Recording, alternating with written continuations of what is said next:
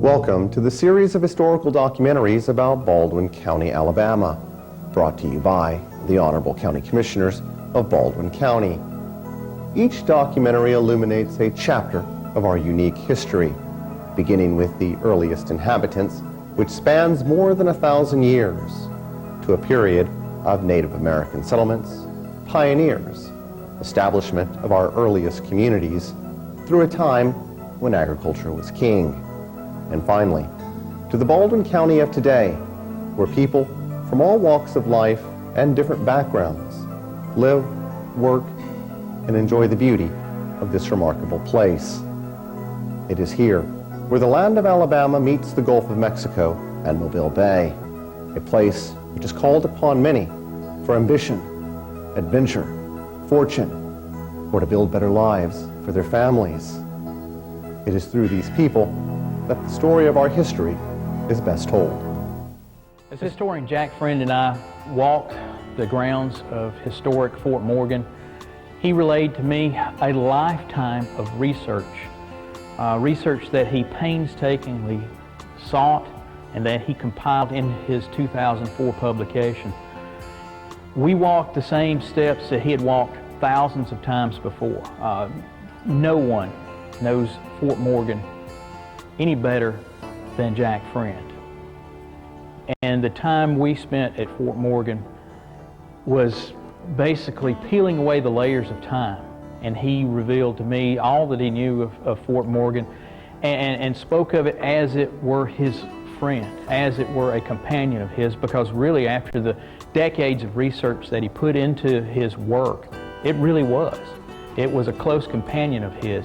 And as such, you can read in his book the love of Fort Morgan, the appeal of the time, the desire of Jack Friend to capture what it was like to be here in August of 1864. And I think he's done that. And as a result, we dedicate this documentary, this study of Mobile Bay and the battle that ensued in 1864 between Union Admiral Farragut and Confederate Admiral Buchanan, and the defensive work of General Lucian Page here at Fort Morgan. We dedicate that to the life and the work of historian Jack Friend. Today, Fort Morgan is an essential destination for both serious and casual historians who relish the experience of tracing the footsteps of those who made history. Reenactors periodically appear at Fort Morgan to recount the harrowing events of the Battle of Mobile Bay and to guide tours through the historic casemates and walls of Fort Morgan. The fort is listed as a National Historic Landmark and offers the opportunity to peer back in time to an era when the sandy beaches and soft lapping surf were churned by the machines of war. The hardships and sacrifice of the men who man this lonely outpost can be felt through those reenactors as you tour with them through the casemates and batteries and peer out over the same gulf that General Page worried over as he awaited the Union fleet's advance. Gentlemen, I've asked you all up here to discuss the Swash Channel and how we're going to cover our blockaders getting in and out. Do you have some ideas you'd like to? Well, there's two routes that the runners come through, Colonel, and one is the straight through route past Sand Island over this direction, and the other is the Swash Channel. So we're going to have to cover two avenues of approach. We are looking at the possibility of building batteries approximately a mile to the east of the fort, and that will cover as they come in through here. Now, the other problem we're going to have is we don't have any coverage in this area. And we have had some problems in the past with Yankee blockaders coming in really, really close. We have to fight them from the fort. That's what we want to stop. We've got to, when they come in like that, we've got to take care of them because we've got to make sure these blockaders get through because that's the only way we're getting supplies in. Yes, sir. And I've been, from up top, we've got to cover these channels a little bit better and do as best we can with what we got. Well, there's one thing we can do in the short term is that there's a gun that we've got coming in from Tredegar Foundry in Richmond. Very good. I remember hearing about that. Is that getting ready to come? Yes, sir. It's on the way now. It's coming down by rail and by boat. And we are thinking about putting in Bastion 2 over here. It's a rifled 8-inch Columbiad. And do you agree that that's where we need to put that, Captain? That'll work, sir. All right, and that's where we'll put that on Bastion 2. That'll give us a whole area of coverage. As they come through, we can cover on the Swash Channel from this point here all the way over and cover the entrance with that gun over here. And we also have this Bastion 2, and there's a possibility we may be getting some new Blakely rifles in from Charleston out through the blockade. We may be getting 2 of those. The other option we have, sir, is building a water battery in this area here, which once the blockaders get in, no Union ships can follow them in that way.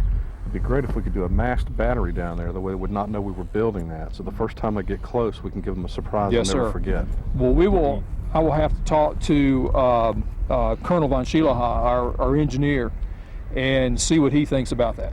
When do you think we might accomplish all this? When do you think this might can be covered for my report? I'm going to have to report to my superiors. Well, the recommendation can go in any time. Now, we've had problems with lack of laborers. The engineers, we've had other projects here that have been waiting just because the engineers can't get in laborers or materials because they're frankly taking everything that we need to other theaters. This has gotten a little more serious as of lately, and I'm going to give you a lot more help on that. We're going to get this taken care of because we don't have any more time to waste. Yes, sir, Colonel. We appreciate that. Thank you.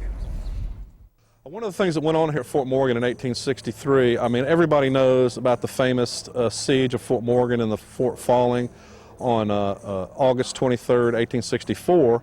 But prior to that time, in 1862 and 1863, there was also a lot of action here at the fort that a lot of people don't know about. There was constant blockade running traffic coming in and out from the Yankee blockade of the pass here at Fort Morgan, and a lot of the guns and the batteries were actually built to help these blockaders escape the Yankee squadron, and they covered the Swash Channel, which was a small channel near the shore close to Fort Morgan that the lighter draft blockade runners could use to cut close to the shore and actually skirt the blockading force that was trying to keep them in the Mobile Bay. By this time of the war, 1863, Fort Morgan's role is primarily to protect the main entrance to Mobile Bay from any incursion by Yankee ships. There was a large number of Union blockade vessels in the Gulf of Mexico. The West Gulf Blockading Squadron of the U.S. Navy was out there trying to blockade Mobile Bay. What they were trying to stop was blockade runners that were trying to enter, bringing in military supplies, military goods, and also just necessary goods that were needed by the population in Mobile. Blockade running was the lifeline of the Confederacy. And if the blockaders could stop this lifeline, could cut that lifeline, then it would strangle off and keep supplies from coming into the Confederacy. And Mobile was, by this time, after the fall of New Orleans in April 1862, was the last major blockade running port left open in the Gulf of Mexico. There were smaller ports in Texas, but Mobile was the main one. So it was important that this channel, the entrance to Mobile Bay, remain open, and that was Fort Morgan's main mission, was to keep this channel, keep the entrance open, and keep any Union fleet or any Union ships from coming into the bay. The gun we are firing today is a model 1829 Seacoast defense gun. It's a smoothbore gun and is very typical of the guns used throughout the Civil War. It predates the Civil War, of course, and it's found on both sides. You see a lot of them in photographs in Washington, D.C., at defenses of Washington, D.C. We have a number of them here. There's also a number of them in Pensacola and stuff. So they're very widespread. Now, as a smoothbore gun, it has a very limited range. You're talking about less than a mile. It fires 3 types of projectiles. You can fire solid shot, which is basically what most people think of as a cannonball. It's just a solid round projectile of iron. Then you have shell, and basically the shell is a hollowed out cannonball. And it's an explosive round. Usually has a time fuse on the inside, and what happens is as the gun goes off behind me, the charge, actually the flame from the charge actually ignites that time fuse, and you can puncture it so that it burns 5 seconds, 4 seconds, 3 seconds, etc. on down to 1 second, and it'll explode, preferably just in front of your target, and thereby showering shrapnel down upon the men or the ships in this case. Sergeant, load. Load! What you're witnessing behind me is the standard artillery drill done during the Civil War, and it's used on Seacoast defense guns, heavy artillery, field pieces, everything. The sergeant here stands at the back of the gun, and he's actually placing his thumb over the vent, which is the hole in the top, which most people recognize as where the gun is fired from. And the reason why is because he's basically preventing any oxygen from getting inside of the tube while the gun is being loaded. Because, of course, after each shot, you have possible burning embers on the inside, and once that oxygen gets in, it can fan that and keep it burning, and once the next round goes in, it'll set it off prematurely, injuring the crew. Advance around. The number 4 man, who's just posted off to the left rear of the gun, goes to the rear and picks up at the command advance the round a pass box, which you'll see in his hands. The pass box actually contains the round for the gun. It's basically a powder charge. This gun uses 6 pounds of gunpowder, and what will happen is he will stop at the sergeant. The sergeant will inspect the round, make sure it's in good condition, and then he'll move forward to the number 2 man. The number 2 man will then take it and place it into the muzzle of the gun. The number 1 man, who is just to the right of the piece, actually is responsible for ramming the charge home, and he is generally assisted by the number 2 man also. And basically, that's just because these implements, which is what each one of these instruments is called, is extremely long, and so it's very awkward to handle each one of them. Clear the piece. Fire! We are the laundresses at Fort Morgan. We were hired by the Army to wash the soldiers' clothes. And this is during the period of 1860s. These women were married to the non-commissioned officers. They didn't encourage single women to be here because of the closeness of the soldiers. They were paid 25 cents for each garment they washed. That was a lot of money back then. But keep in mind that the soldiers didn't change clothes every day like we do, so they earned their money when they got their hands on those clothes. They were also fed by the Army. They received a ration of whatever the soldiers had to eat. Basically, we're talking dried beans or peas, cornbread or biscuit fixings, and salt pork. And occasionally, they could get fresh fruits and vegetables from the ships coming from Mobile. That was the only way off this point at the time. You had no road. It took a day to get to Mobile by boat and a day to get back, so we really don't think these women got to go very often. You'd find them every day out on the Bay Beach with their tubs, rub boards, and lye soap washing clothes.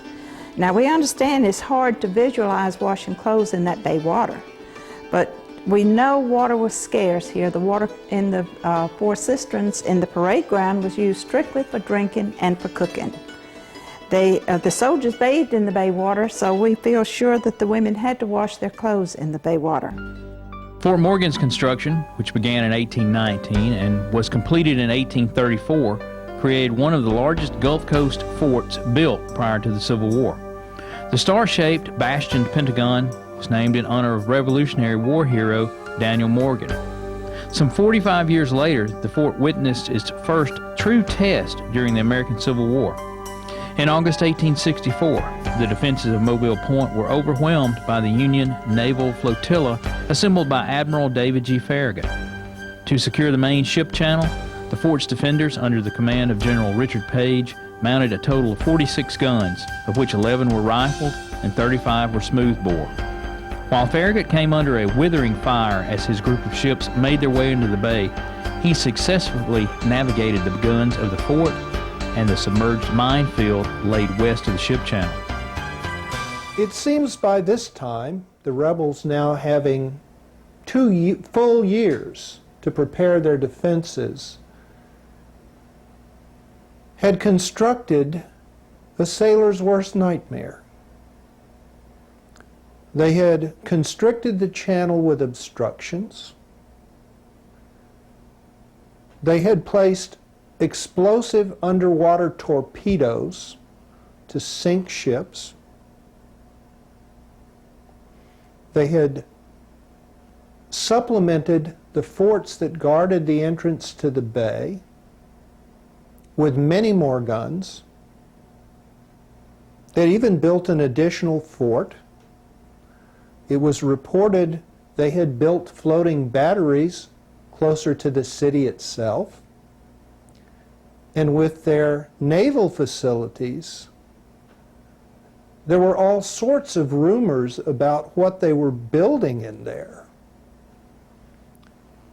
There was one rumor, which we later found to be quite true, that they were building a ship called the Tennessee that was the most formidable warship ever built, covered in iron with heavy rifled guns.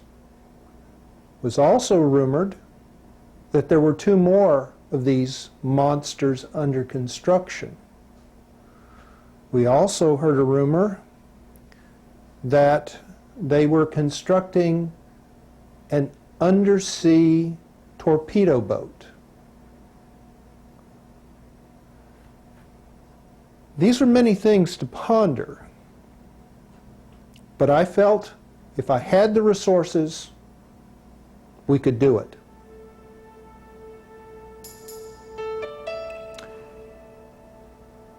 What I needed finally arrived in August of 1864. We had troops. The last piece was to wait for 4 ironclad warships. These were monitors of the latest design, double-turreted monitors, some with guns as large as 15 inches. When they arrived, I determined immediately to assault the bay. My plan was this. I would use the same strategy that I used at Port Hudson and I used at New Orleans. I would lash my wooden ships together in pairs. I would put the ironclad warships in the lead, and we would come in a single line because the channel was so narrow.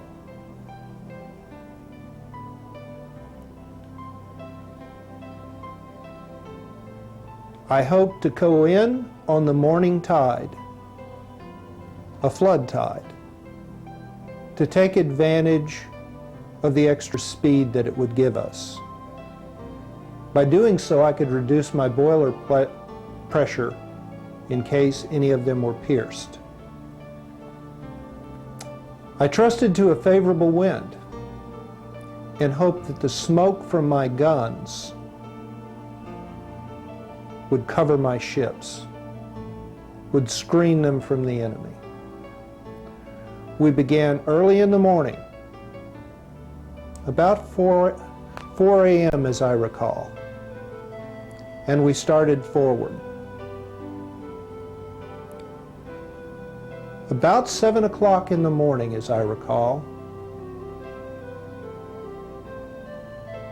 a 15-inch shell from the Tecumseh screamed at Fort Morgan, and the ball began.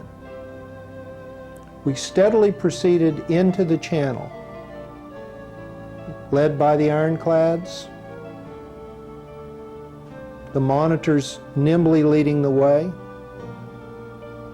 I had wanted to take the lead, but I was dissuaded from that. The Brooklyn was in the lead, partially because she had more forward-facing guns. As we steamed into the channel, the Confederates opened up on us. It was a fearful scene. Splinter nets were catching fragments of ships pierced by enemy cannon fire. And then suddenly, there was a loud roar. The Tecumseh lurched up. Almost out of the water, we could see her propeller turning. And then settled down quickly by the bow. She'd struck a torpedo. There's no ship mariner that will ever try to enter this bay due to the fact of the pilings that have been placed between Fort Gaines and Fort Morgan, narrowing the channel, and the channel was heavily mined with my devices. But they did. The Tecumseh fell to one of my devices. The Tecumseh being a 800-ton twin-gun turreted monitor. When the Tecumseh hit the mine, it blew the Tecumseh nearly 25 feet out of the water and in half.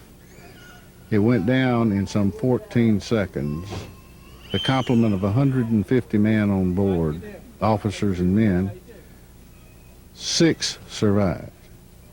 The rest lay off of the point out here, marked by a buoy. Only a handful of the 92 crewmen of the USS Tecumseh survived the harrowing ordeal as their ship sank. Fewer still made it to shore, where they were soon arrested by Confederate forces just off Fort Morgan, and afterwards they were carried to Andersonville Prison, where they remained. Well, the captain of the Brooklyn, fearing he had run into a minefield, tried to back out and backed across the channel. And there we were, stuck in the channel amid a withering fire. I determined at that point to get into that bay or to perish in the attempt. So I moved into the torpedo field and gave the command to Captain Drayton of the Hartford, 4 bells. Full speed ahead. And we headed into the bay. My tactics have always been the tactics of the old service. In the old service, we were taught to get alongside our enemy and pound. That is what I have always endeavored to do. I flatter myself that I have succeeded. On that first day at Hampton Roads, I became so incensed at infantry sharpshooters disturbing the aim of my crew that I crawled out on the superstructure and attempted to repel them with a musket. Wounded in the thigh. Wounded again at Mobile. I have never shirked from danger. The old service taught me that. My tactics had to be simple. Fort Morgan is a stationary object. I endeavored to create a funnel. The boom of torpedoes we hoped would restrict access except for the channel right under the guns of Fort Morgan. And the Tennessee would meet them at the entrance to the channel. And if we could so pound them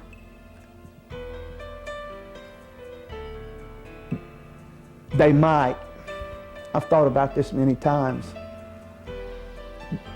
they might have turned back. We may have blunted the assault. When the Tecumseh struck the torpedo and capsized, when the line ahead began to back water, they were lashed together, you know. We thought we had an opportunity to create enough chaos to pound them desperately enough to continue the retrograde movement and thus secure at least a temporary victory. Farragut, Tennessee man, a Southern man like myself, remained loyal to the old service. His tactics were the tactics of the old service. Get in close and pound. He did what any trained officer would have done. He got the line ahead moving, line ahead. He broke the funnel, and then they surrounded us. My country never possessed the capability to manufacture or import steam engines of sufficient power to effectively maneuver an ironclad ram. By 1864, I can assure you, I know this, the old service had scores of them, maybe hundreds. We could not compete. My junior officers were brave and willing, but they were not trained. They did not have the training that we were accustomed to in the old service. I will take nothing away from our endeavor, but if ever there were foemen worthy of our steel, it was the old service, and it was Farragut. My own surgeons wanted to cut my leg off. I'd broken it. We had these new sheet iron gun ports that rolled to cover the ports as we reloaded our pieces, and the stern port had been jammed shut by Federal fire at very close range, shouting distance. And they so nimble that whenever we try to close, they dance away. As we were attempting to open the shield, I broke my left leg, the concussion of a close shot. 2 men died beside me. One was blown to Kingdom Come.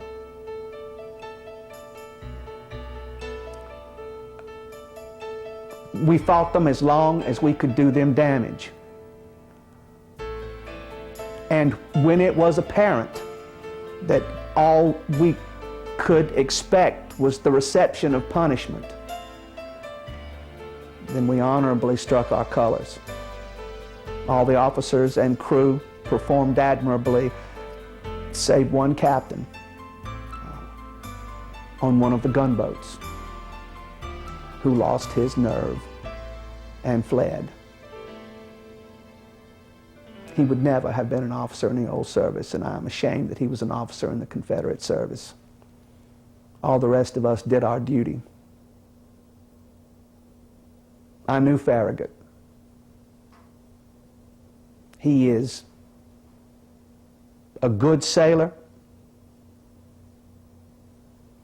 and a damn fine fighting man. As we broke into the bay, the rebels had 4 ships waiting for us. One of them was the dreaded iron monster, the Tennessee. And she came straight for us, right across our path, attempting to rake everyone with her fire.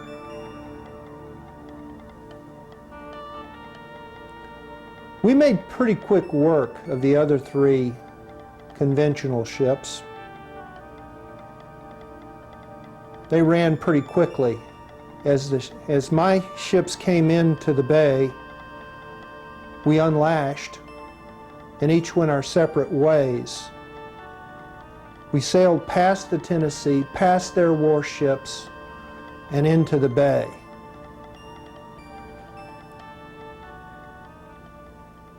And the Confederate fleet sought shelter under Fort Morgan. We retired to a safe distance to assess damage and began to prepare breakfast. It was then I received the news that the Tennessee was headed our way. Ugly black smoke belching out of her funnel.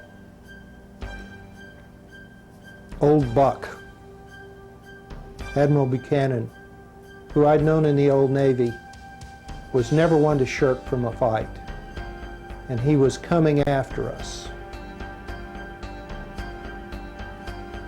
And I was determined not to let him strike the first blow. So I ordered my entire fleet, some of them badly damaged, to make straight for the Tennessee. to put all fire on her, to ram her, do anything we could to sink her. And in short order, we were engaged in mortal combat. We circled her, and our fire was so fierce, she was unable to open her gun ports, even to push a muzzle outward to fire at us in return. We raked her. I tried to ram her. I think I did. It did very little damage. We fired and we fired. But it was the Monitor Manhattan that did the most fearful work. She found a blind spot in the Tennessee and clung to her tightly, pounding with her large guns. We were constantly being shelled. At one point, a shot came across and knocked our rudder chain off, and we were incapable of any type of movement. We were just a floating duck. We were constantly taking shells from the ironclads and from the wooden vessels, and at one point, a large shell actually splintered and penetrated the casemate, causing splinters of oak and yellow pine to fly and metal. We had several men that were killed, and we had several men that were wounded, including the old man who was taken down below with a splinter in his leg. At this point, the battle was useless and hopeless for us. We have done the best we could, one against numerous, and we had fought with honor. And at that time, the captain hoisted the flag of surrender. They struck their colors and surrendered.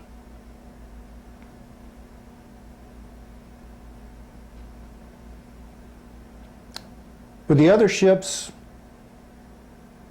sunk, captured, or run away, Mobile Bay was ours. Well, I guess things happen for a reason. I've been a naval officer most of my military career. And now I'm appointed to being the general in charge of a great fort in the southern nation, Fort Morgan. I'd have never thought in all my years as a military leader in the Navy that I would end up here fighting against a country that I spent so many years of my life defending. Fate is funny that way. But it happens for a reason. I did the best I could. That's all a man can do. They're good men sitting on the post that will judge me. They're military men. They've all been in the same positions before. They'll come to the right conclusion. I have no worries. If they do hang me over this, I'll be in a better place with someone who understands the truth and understands what this was all about. I had a sad duty when I had to surrender Fort Morgan.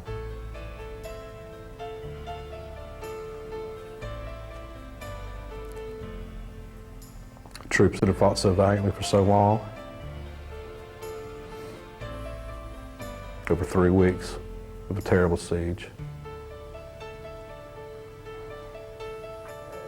Lost a lot of friends, a lot of close, good officers.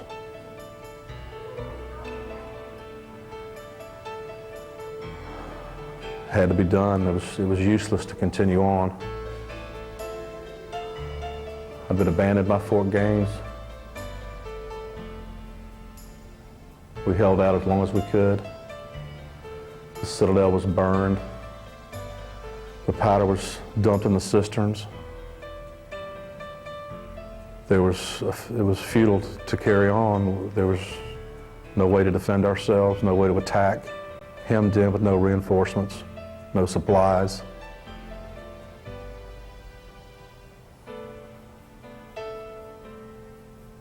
I couldn't give my sword up. I broke it and threw it in the cistern. I would not turn my sword over to those people who were wrong in every way.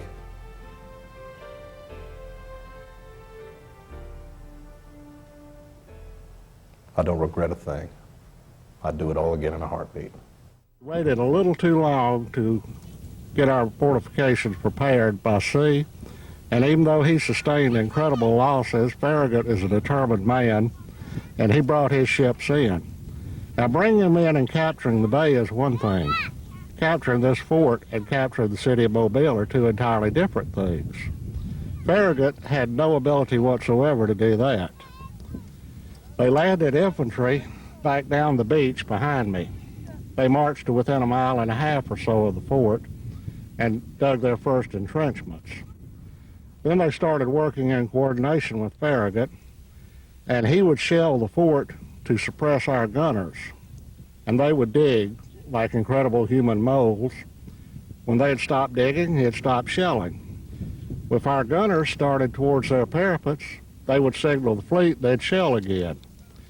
He inched forward and forward and forward until finally he was within 100 to 200 yards of our fort, and that's when the battle began. His men assaulted, and they coordinated with the attack from the sea, and Farragut's ships opened up on the fort, and every time our men tried to man their guns, it was basically deadly. And he managed to keep our men off the guns, which allowed their men to attack. Some of our wooden roofs caught on fire, and that conflagration was so great that while it caused no real structural damage to the fort, the smoke and the flame made it impossible to see, and our men were in such misery from the smoke and inhaling it. Basically, there was not a lot left. General Page was forced to surrender. As for Fort Morgan, you can see that the fort itself has survived, and it's now a tribute to all of those brave men that fought against it. When the war was over, the majority of the Southerners and the majority of the Northerners more or less made peace. The war was done. Our patron, General Lee, told us we were Americans again, we were one country, be good citizens. We've tried our best. Places like this are sacred places. We've got to protect them. You've got to come and look at them and think about what happened.